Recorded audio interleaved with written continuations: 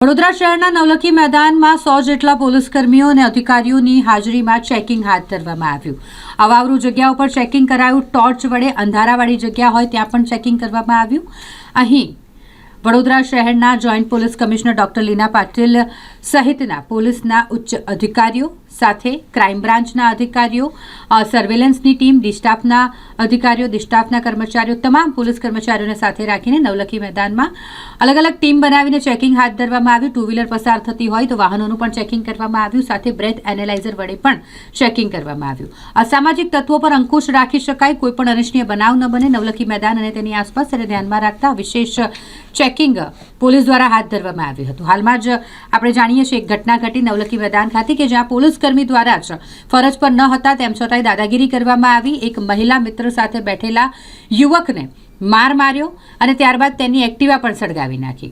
આખો જ મામલો પોલીસ મથકે પહોંચ્યો હતો, જેમાં પોલીસકર્મીને સસ્પેન્ડ કરી દેવામાં આવ્યા છે, પરંતુ ત્યારબાદ નવલખી મેદાન પર ખાસ ચેકિંગ કરવામાં આવી રહ્યું છે વડોદરા શહેર પોલીસ દ્વારા। કોઈ પણ અસામાજિક તત્વ ત્યાં આડો ન જમાવી બેસે, ત્યાં જે અસામાજિક પ્રવૃત્તિઓ થતી હોય તેના પર રોક લગાવી શકાય તેવા આશય સાથે આ ચેકિંગ કરવામાં આવ્યું હતું। આજે અવાવરૂ જગ્યાઓમાં ચેકિંગનું સાહેબ તરફથી સૂચના છે, જે અનુસંધાને ઝોન 2ની મંજિતા વણજારા છે એમની ટીમ અને તમામ પોલીસ સ્ટેશનના પીઆઈ, એસીપી દ્વારા સૌથી વધુ પોલીસ સાથે અને ક્રાઇમની ટીમ સાથે અમે અહીંયા વિસ્તારનું ચેકિંગ કરવા આવ્યા છે। રવિવારના દિવસોમાં ઘણા બધા લોકો આ રીતના આવી જતા હોય છે, એટલે લોકોની સુરક્ષાને ધ્યાનમાં રાખીને આ અમે ચેકિંગ ચાલુ કર્યું છે, જેમાં હાલ સુધીમાં પીધેલાની પણ પકડાયા છે, દારૂના પોઝિશનનો પણ કેસ અમને મળ્યો છે અને અમે આ લોકોની સુરક્ષાને ધ્યાનમાં રાખીને આ રીતના પિરિયોડિકલી ચેક કરતા હોઈએ છીએ અને કરતા રહીશું।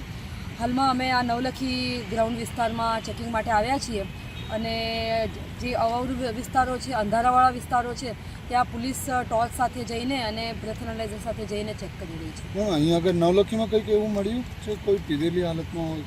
અમને 2 હમણાં પીધેલા મળ્યા છે અને દારૂનું પોઝિશન પણ, બિયરની પોઝિશન પણ મળ્યું છે। મેડમ, શું લાગે છે એમાં કોર્પોરેશન અને પોલીસને બંનેને સાથે મળીને આવી જગ્યા ઉપર સ્ટ્રીટ લાઇટને આ બધું કરવું જોઈએ?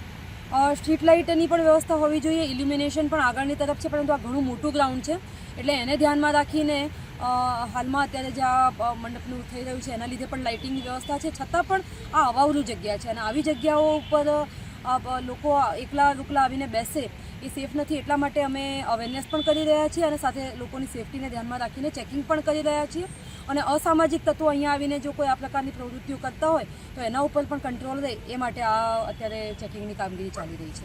Thank you.